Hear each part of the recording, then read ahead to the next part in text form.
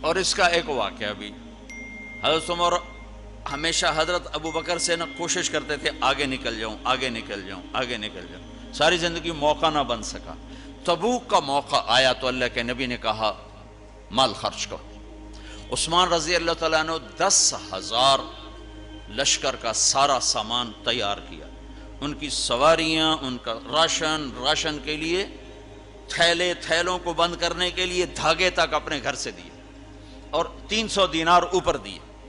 تو اللہ کے نبی کی جھولی میں وہ 300 دینار پڑے تھے یوں، اور آپ ان دیناروں کو اٹھا کے یوں فرما رہے تھے ما علی عثمان اللہ یعمل بعدا، عثمان آج کے بعد کچھ بھی نہ کرے تو جنت واجب ہوگی۔ تو عمر کہنے لگے آج میں ابو بکر کو کاٹ سکتا ہوں، آج میں اس سے آگے نکل سکتا ہوں کہ وہ آج کل غریب ہے، میں مالدار ہوں، تو وہ تھوڑا لائے گا میں زیادہ لاؤں گا تو میں بڑھ جاؤں گا۔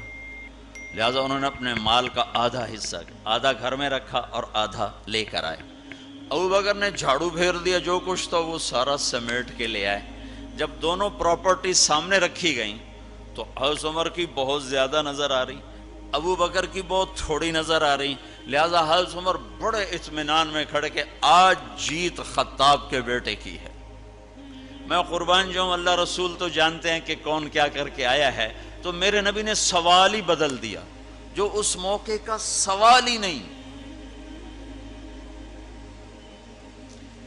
کوئی آدمی مسجد میں چندہ دینے جائے، مدرسے میں چندہ دینے جائے، کہا جی مول صاحب یہ 1 لاکھ روپیہ ہے مدرسے کے لیے، مسجد کے لیے۔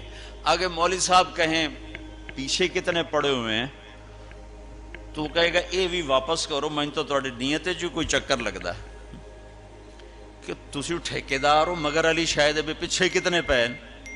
یہ موقع کا سوال ہے ہی نہیں۔ مولوی صاحب کو چاہیے جی جزاک اللہ، یہ لیجئے رسید، بسم اللہ، پھر بھی موقع آئے تو دیتے رہیں۔ تو میرے نبی نے پوچھنا یہ تھا ابو بکر کتنا لائے ہو، عمر کتنا لائے ہو، اور یہی اس موقع کا سوال ہے۔ لیکن اللہ رسول جانتے ہیں کہ کس کے مال میں وزن زیادہ ہے، تو میرے نبی نے سوال بدل دیا، فرمایا عمر ما خلفت، واہ واہ عمر پیچھے کیا چھوڑ کے آئے ہو؟ تو حضرت عمر تو وہیں دھڑم ہو گئے گا، میں گیا۔ سوال سے ہی وہ پتہ چلے گا، بات میری کلی اڑ گئی وکٹ۔ عمر ما خلفت یا ما ترکت لأہلک، یہ دونوں الفاظ ہیں، پیچھے گھر والوں کے لیے کیا چھوڑا؟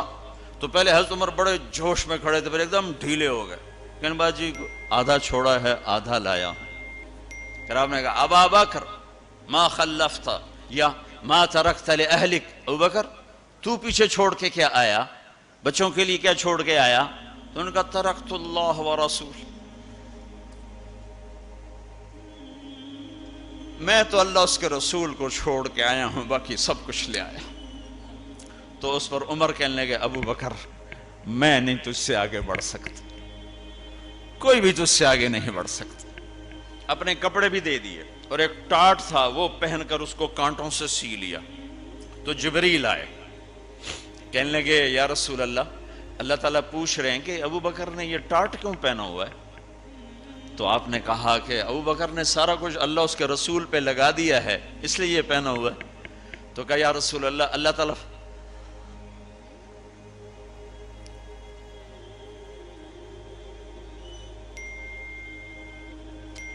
تعالیٰ فرما رہے ہیں ابو بکر سے پوچھو مجھ سے راضی تو ہے،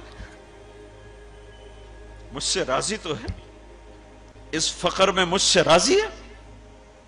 میں تو اتنا سفر کر کے آیا ہوں، حالانکہ ابھی 4 دن پہلے میں 12 ملکوں کا 10 ملکوں کا سفر کر کے آؤں، ساری ہڈیوں میں درد ہے، میں اس لیے آیا ہوں کہ چلو کوئی بخشش کا بہانہ مل جائے، کوئی بخشش کا بہانہ مل جائے، اللہ راضی ہو جائے۔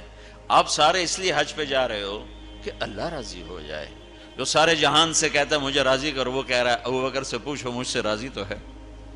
تو آپ نے کہا ابو بکر تیرا رب تجھے سلام بھی کہہ رہا ہے اور پوچھ رہا ہے کہ راضی ہو؟ تو ابو بکر کی چیخیں نکلی، میں اپنے رب سے راضی، میں اپنے رب سے راضی، میں اپنے رب سے راضی۔ میرے بھائیو بہنوں، زندگی ایسے گزار کے مرو کہ اللہ کو ملو تو اللہ خوش ہو کے مل رہا، ایسے نہ مرو کہ اللہ کی بارگاہ میں پیش کیے جا رہے ہوں مجرم بن کر، قیدی بن کر۔